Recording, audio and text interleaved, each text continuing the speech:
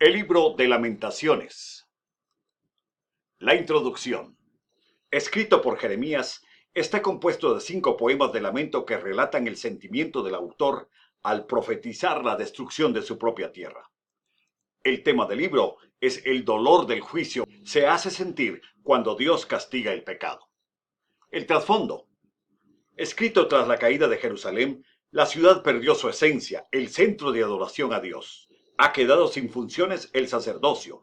La promesa de la tierra se ha evaporado. El linaje de reyes davídicos ahora está en la cautividad. Sin templo, sin muros, sin gente, la ciudad está en ruinas.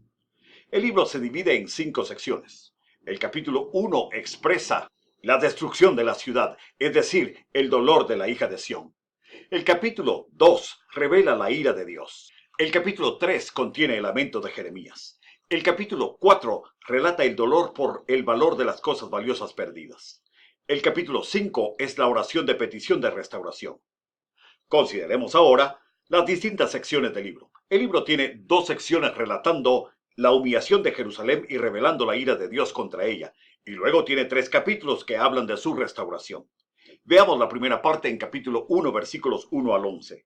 La desolación de Jerusalén se debe a su desobediencia y a su pecado.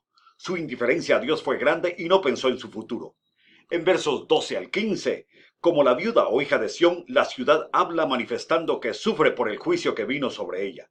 En versículos 16 al 22, humillada, contrita, reconoce su dolor, soledad, pecado, abandono y se lamenta de su vergüenza actual. Veamos ahora qué dice la segunda parte en capítulo 2. En versículos 1 al 10, la rebelión movió a Dios al juicio severo y a la destrucción de la ciudad. La ira de Dios no es enojo circunstancial, es más bien su justicia. En versículos 11 al 17, la tristeza de adultos y chicos no tiene consuelo ni sanidad. Los profetas dijeron cualquier cosa. Aún la burla de los enemigos no es tan grave como el juicio de Dios. En 18 al 22, por tanto, su lamento es grande y los niños peligran. Solo Dios puede hacer algo por ellos. La tercera sección la encontramos en capítulo 3. En versículos 1 al 18, Jeremías expresa su sufrimiento con una cadena de efectos físicos y emocionales que le atormentan.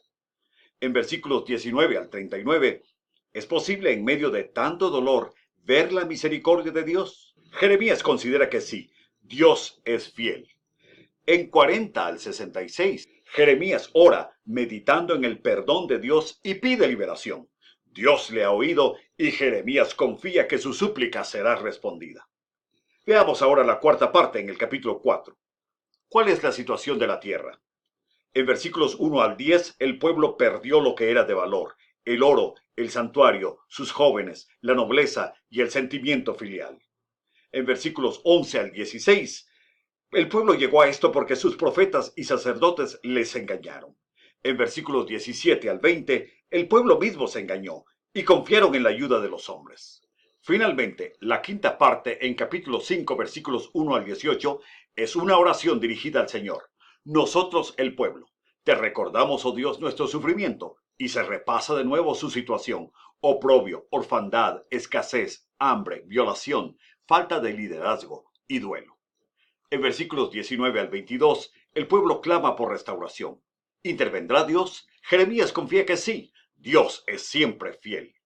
Jeremías sabe que solo Dios permanece y que su trono es para siempre, según Lamentaciones 5:19.